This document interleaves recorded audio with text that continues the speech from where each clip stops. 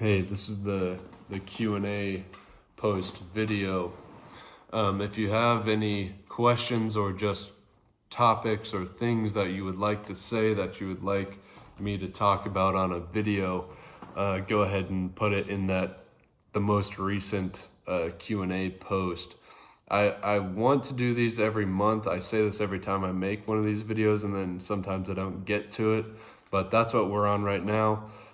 So if you have anything to say, I'm going to let it go for at least like a week. And then after that, there's about a week, I'll say that's sort of the time space that I'll keep answering questions unless they're really good.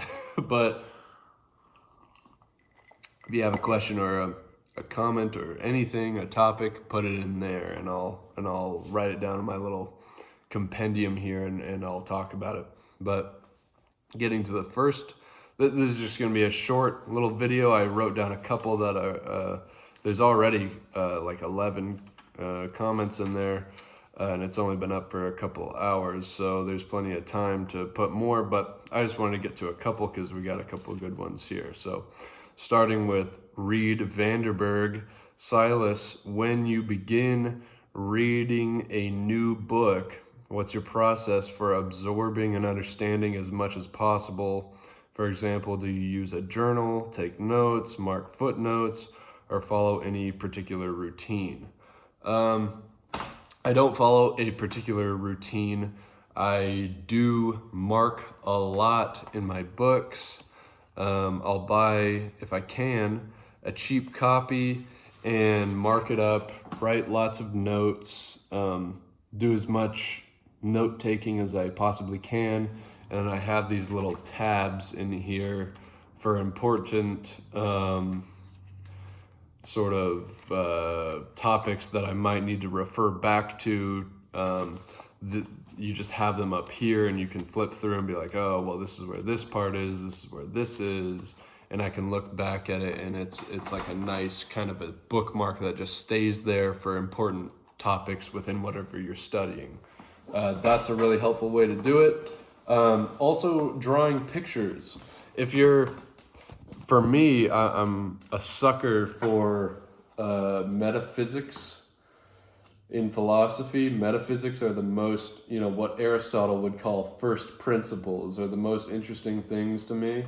For whatever reason, I've always been drawn to those types of things. But with metaphysics, we're talking about concepts and things which don't necessarily have physical instantiations or examples. So it can be tricky to try to wrap your head around those types of things. But if you can, try to make diagrams and try to make drawings in the book if you can. Like a couple of videos back, I showed you my diagram of the Iliad and the Odyssey with the Platonist, with Porphyry's Platonic read on the Odyssey, and I drew this sort of, somebody said, schizophrenic diagram of how that worked. That's actually a very helpful sort of mental thought exercise that helps me to visualize more and sort of solidify things in my brain. Another way, this channel started as a way of sort of presenting, and it still is a way of presenting on what I'm reading, which I think talking about what you're reading is also another really good way to solidify concepts and things within your brain. If you can talk about them in a way that is cohesive and makes sense and the pieces fit together, then you know that you have the concept in your head.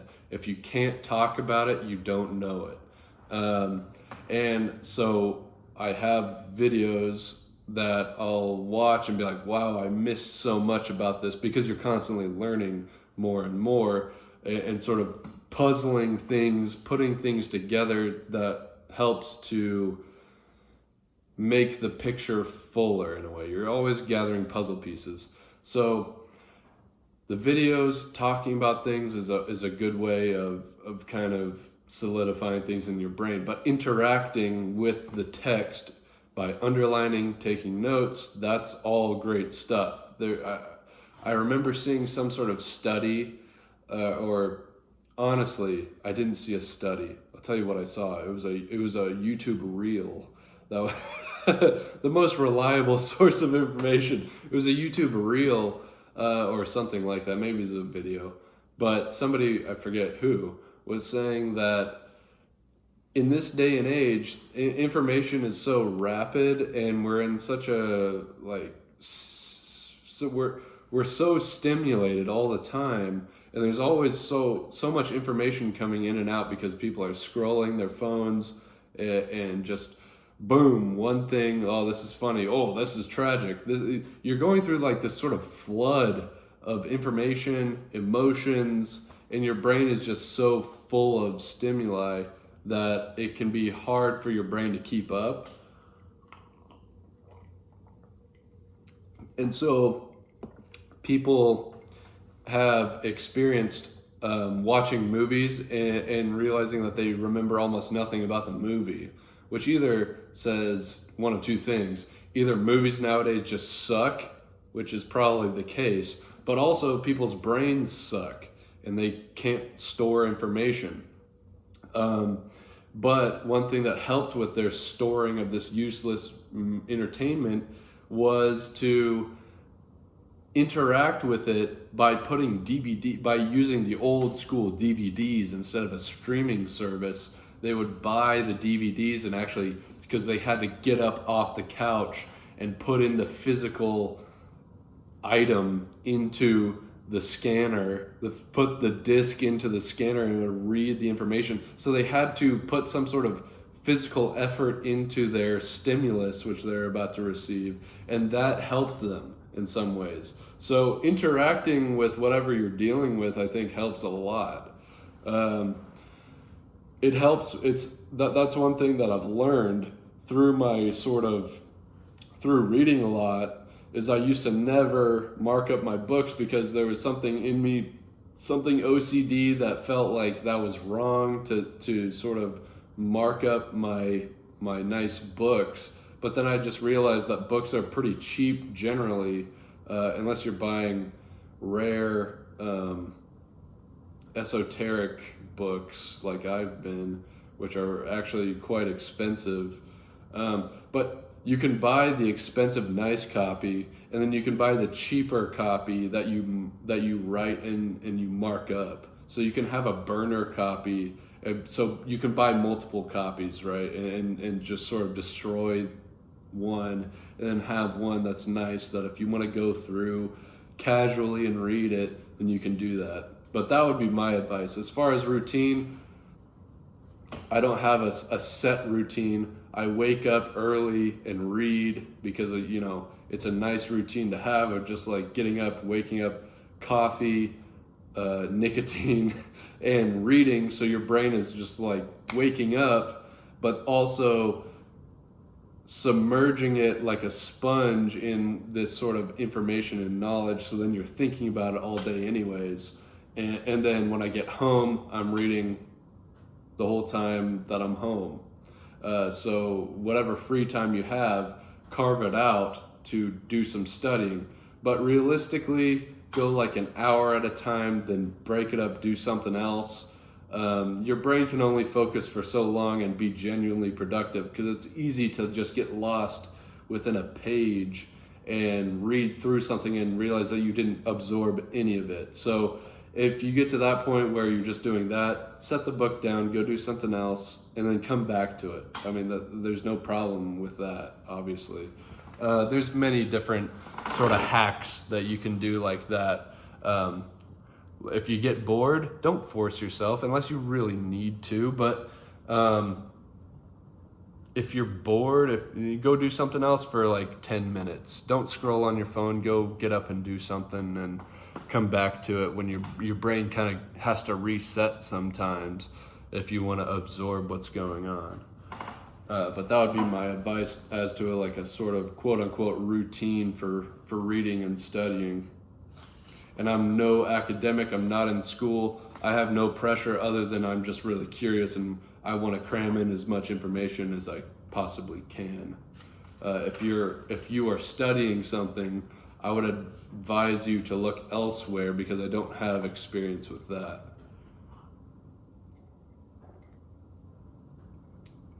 This is a good one. Orlando Frazier asks, are you worried about going into heresy through all your Gnostic practice?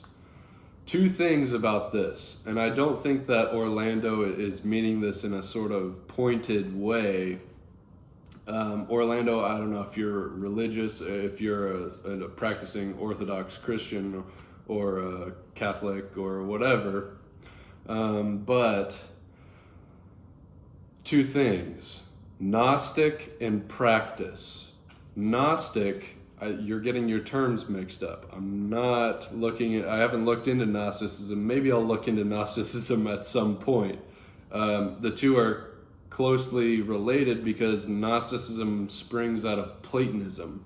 And I would say that I'm a Christian whose Christianity is heavily couched within Platonism.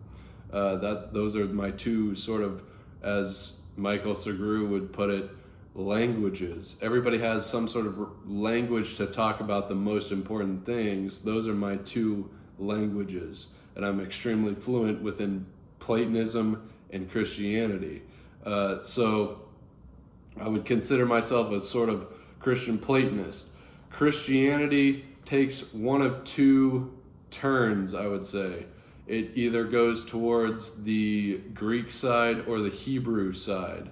So there's Judaizing Christians and there's Platonizing Christians. Christianity is very submerged, once again, like a sponge or a tea bag within Platonism, because that's the intellectual environment that the Bible, that the New Testament is set in. Some people would say even the Old Testament they are exposed within Hellenic spheres. So these ideas bleed into one another. But early New Testament is when it says neither Jew nor Greek, that's very specific. He could have said anybody. He could have said any locality. But he said Jews and Greeks because that's who he's talking to, Jews and Greeks. So, of course, there's two poles to Christianity, Jewish and Greek. And I'm very much on the Greek side, okay? I would say if you're Catholic or Orthodox, you are on the Greek side, okay? But I'm not Gnostic, okay? Gnosticism is totally different than Platonism, and it's totally different. It's different than Neoplatonism, though it comes from this main sort of root and springs off. It's an offshoot of Platonism mixed with Christianity in some ways. Okay, so you have similar ideas like the demiurge, the demiurgos, which in Gnosticism is this evil creator god which traps us in this matter.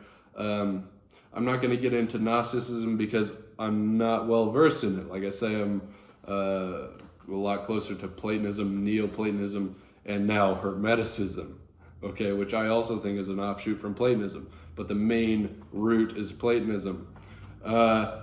Practice. So Gnostic and practice. There's a difference between knowing about a system of thinking, a philosophy, and being a practitioner.